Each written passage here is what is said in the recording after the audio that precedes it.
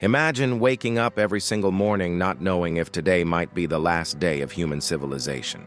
Imagine two superpowers, so powerful, so armed, so furious with each other, that the entire world is forced to pick a side and hold its breath for nearly half a century. This was not science fiction. This was not a movie. This was real. This was the Cold War, and it changed everything. Politics, technology, culture, and the very definition of fear itself.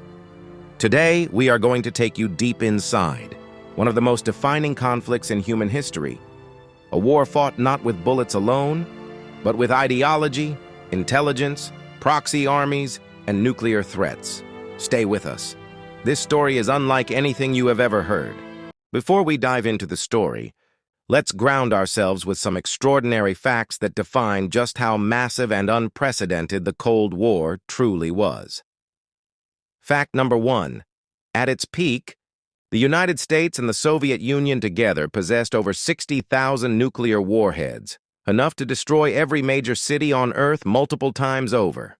Think about that. 60,000 weapons of mass destruction pointed at each other for decades. Fact number 2. The Cold War was not one war. It was a global chess match that played out across Korea, Vietnam, Cuba, Afghanistan, and dozens of other countries. Over 5 million soldiers and civilians died in Cold War proxy conflicts worldwide. Fact number 3.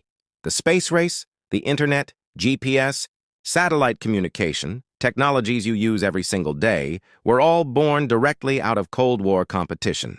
Your smartphone exists, in part, because two superpowers were terrified of falling behind each other. Fact number 4. The Berlin Wall, a concrete symbol of division, stood for 28 years, separating families, splitting a city, and becoming one of the most powerful images of the 20th century. Over 140 people died trying to cross it. And fact number 5.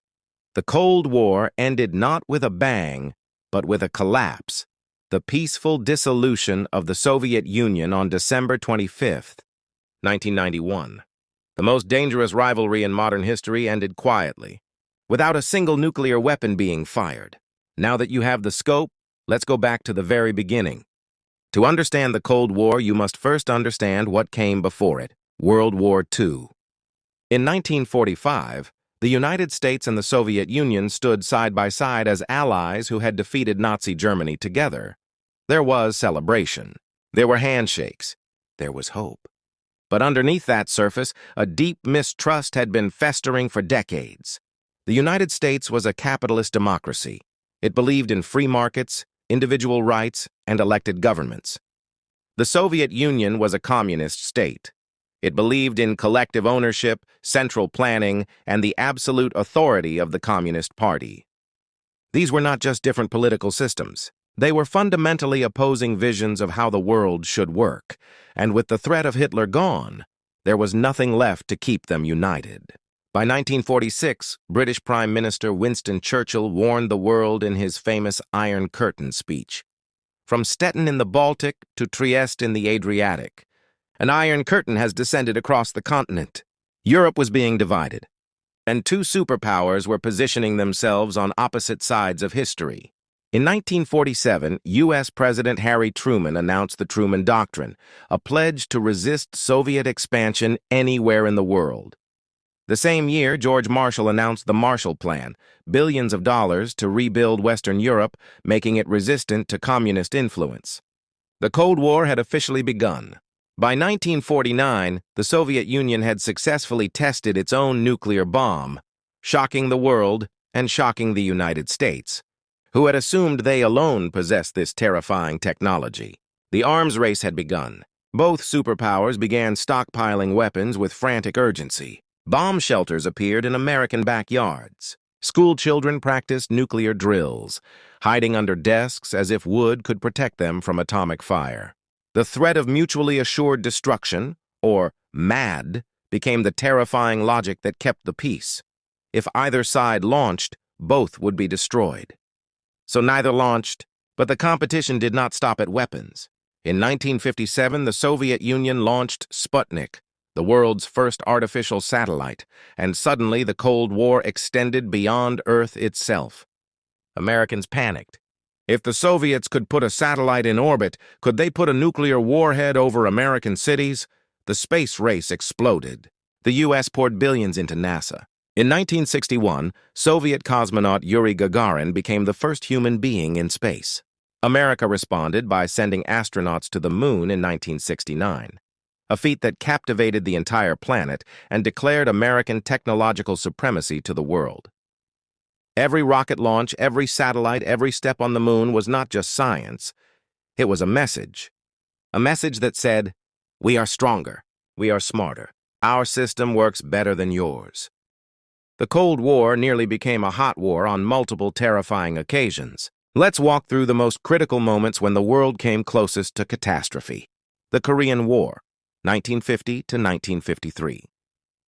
When communist North Korea, backed by the Soviet Union and China, invaded democratic South Korea, the United States led a United Nations response. Over 3 years of brutal warfare killed more than 3 million people. The war ended in a stalemate. The same border, the same division, the same tension that exists on the Korean peninsula to this very day. The Berlin Crisis, 1961.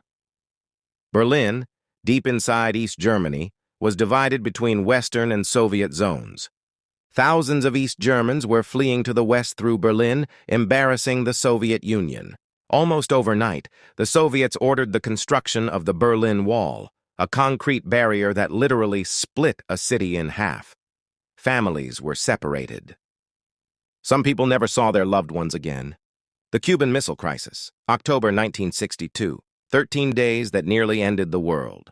The Soviet Union secretly placed nuclear missiles in Cuba, just 90 miles from the Florida coast. When American spy planes discovered them, President John F. Kennedy ordered a naval blockade. Soviet ships were sailing toward it. For 13 days, the world held its breath, watching two superpowers eyeball each other across the Atlantic Ocean, nuclear fingers hovering over the button. Finally, Soviet Premier Nikita Khrushchev ordered the missiles removed. The world exhaled. It remains the closest humanity has ever come to nuclear war. The Vietnam War, the longest and most divisive proxy conflict of the Cold War. The U.S. spent nearly 2 decades and 58,000 American lives trying to prevent a communist takeover of South Vietnam. Ultimately, they failed. In 1975, Saigon fell. It was a deeply humbling moment for American power and a reminder that ideology alone could not determine outcomes on the ground. By the 1980s, cracks were appearing in the Soviet system. The communist economy was struggling to keep up with the relentless military spending required to match the United States. People were frustrated. There were shortages of basic goods. Dissent was growing. In 1979, the Soviet Union invaded Afghanistan, and it became their Vietnam. A decade-long war that drained resources, demoralized soldiers, and exposed the limits of Soviet military power. The United States covertly funded Afghan resistance fighters, the Mujahideen, further bleeding the Soviet war effort.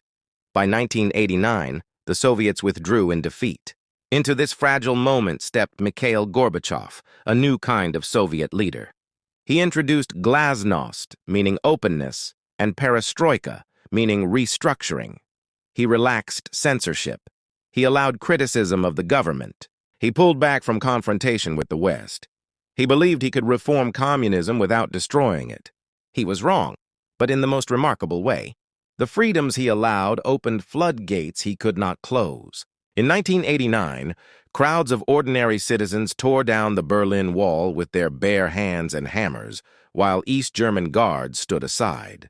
Country after country across Eastern Europe held free elections and swept communist governments from power. And on Christmas Day, 1991, the Soviet Union formally dissolved into 15 independent nations. The Cold War was over. The Cold War lasted 44 years. It never became a direct war between its two main protagonists.